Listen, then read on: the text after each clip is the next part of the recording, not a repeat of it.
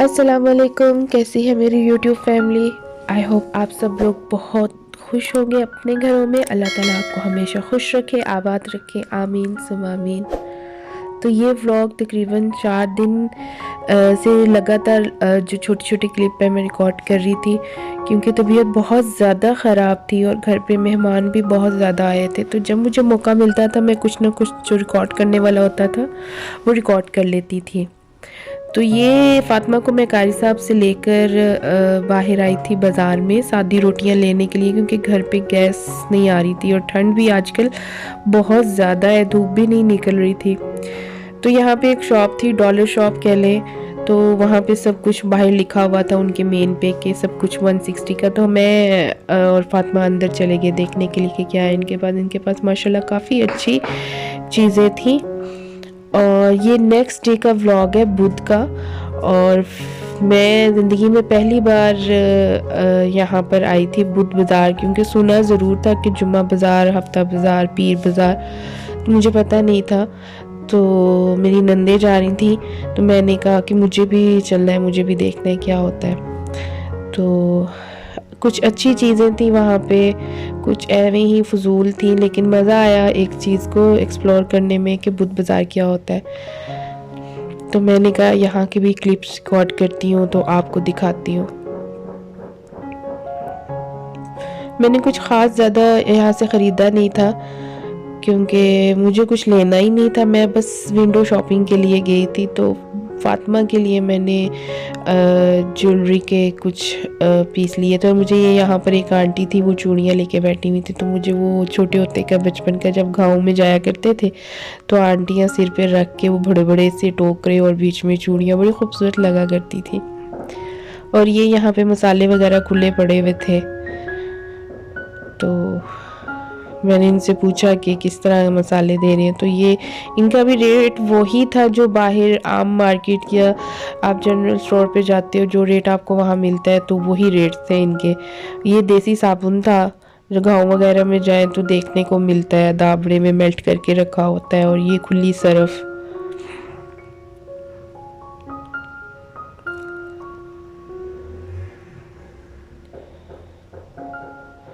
यहाँ पर एक साइड पे उन्होंने लंडे बाज़ार भी बनाया हुआ था, और उसमें कुछ इतना ख़ास नज़र नहीं आ रहा था, पर ये ऊन पड़ी हुई बड़ी सॉफ्ट सॉफ्ट सी ऊन थी।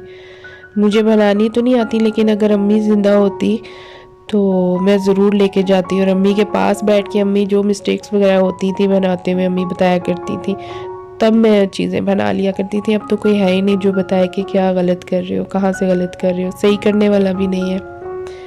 तो फिर मैं देख रही थी, अम्मी की याद आ रही थी, तो फिर दोबारा से हम लोग बाज़ार के अंदर आ गए थे।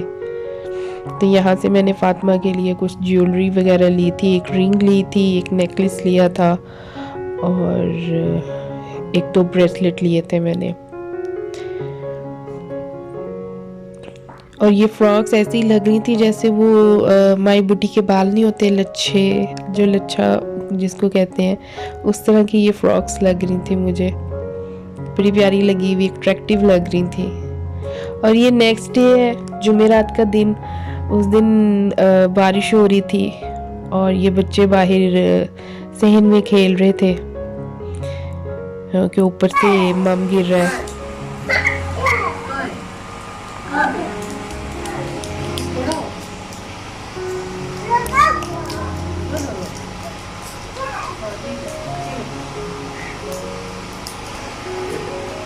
चलो बंदर आकर ठंडी हो जाएगी।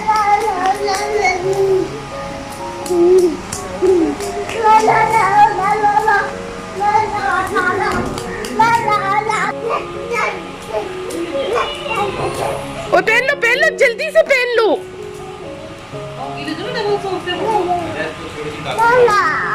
जी, तो बारिश ज़रा तेज़ हो रही थी तो मैंने जल्दी से वाइपर लगा के ज़रा सेन को अच्छे से साफ़ कर दिया। और इतना अच्छा मौसम बना, और पकोड़े ना खाए जाएं, क्योंकि ये सर्दियों के सीज़न की पहली बारिश थी। तो मैंने सोचा कि चाय बनाती हूँ, साथ में मैं पकोड़े बनाती हूँ। क्योंकि हम लोग उठे ही थे, तकरीबन 10-11 बजे का टाइम था। तो उठते सारी हम लोग बाहर आ गए सीन में। तो नाश्ता वगैरह कुछ नहीं था किया, तो पहले चाय बनाई, उसके बाद फिर मैंने पकोड़ों का सारा जो सामान था वो बनाया। मिक्स वेजिटेबल थे, मैंने आलू लिए, प्याज लिए, और पालक मेरे पास फ्रीज़र में पहले से कटी हुई पड़ी थी। तो इन सबको मैंने डालकर, तो पहले तो बगैर थोड़ी हल्की नमक मिर्ची वाले बनाए बच्चों के खाने के लिए, और बाद में मैंने ज़रा हरी मिर्चें काट के और ज़रा लाल मिर्चें ज़्यादा डाल के, चाट मसाला खूब डाल के, मज़े के स्पाइसी चटपटे से फिर मैंने पकोड़े बनाए थे दूसरे बैच में।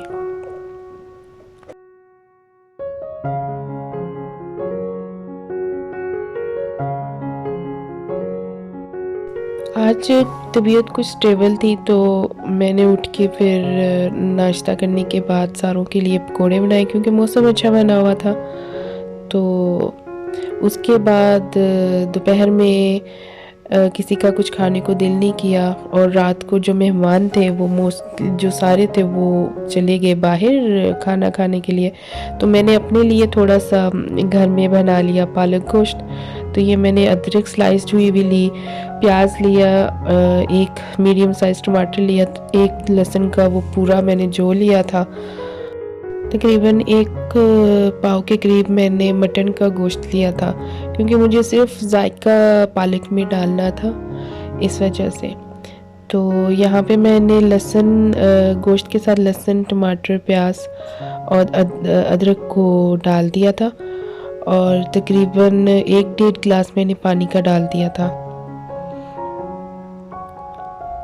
ताकि ये अच्छे से गल जाए।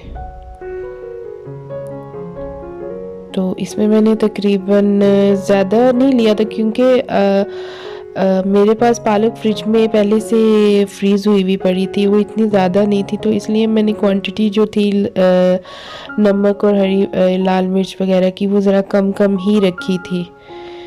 तो यहाँ पर मेरा गोश्त तकरीबन गल चुका हुआ था, तो इसमें जो पानी था उसको मैं खुश्क कर लूँगी, और फिर इसमें मैं घी शामिल करके इसको अच्छे से भून लूँगी।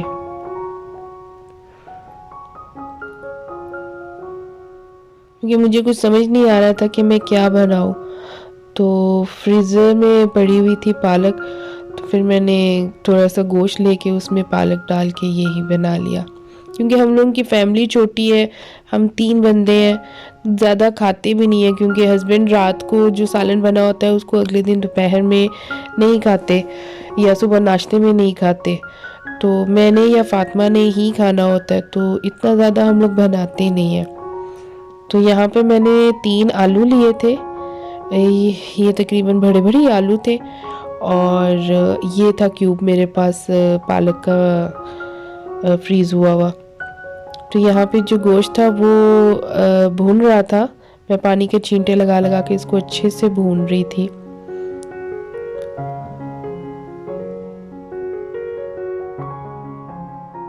तो अब मैं इसके अंदर आलू शामिल कर दूंगी, ताकि वो भी अच्छे से भुन जाए।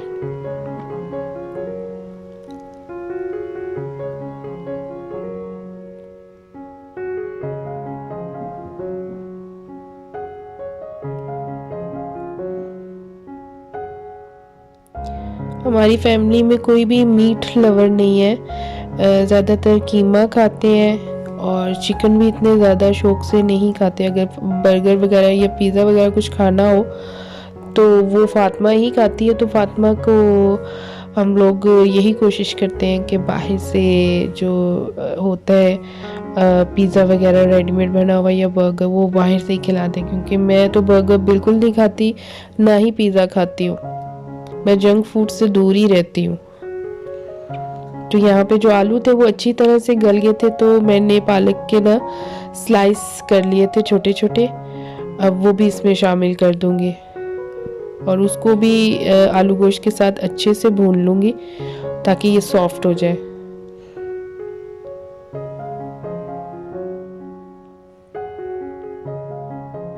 और काफ़ी मज़ेदार बन गया था ये आलू पालक का सालन।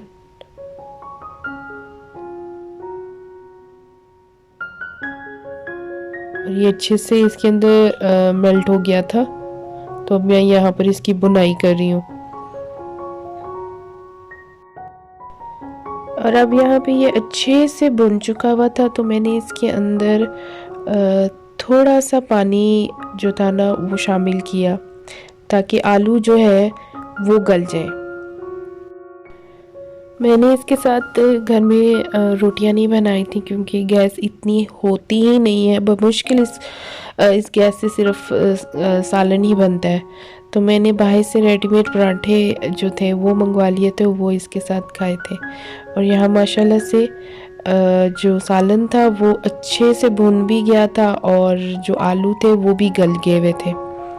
तो इसके अंदर मैंने थोड़ा सा देसी घी डाला था और उसके साथ अच्छे से भून लिया था। तो यहाँ पर मैंने वो क्लिप रिकॉर्ड नहीं किया था जो मैंने डिश आउट किया था,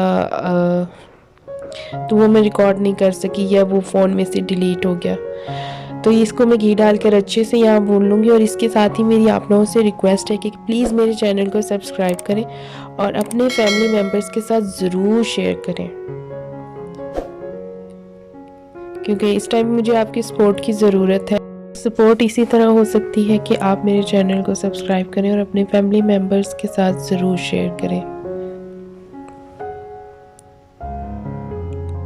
और इसके साथ ही आप अपना और अपनों का बहुत ज़्यादा ख्याल रखें और मुझे दें इजाज़त। अल्लाह हाफिज़।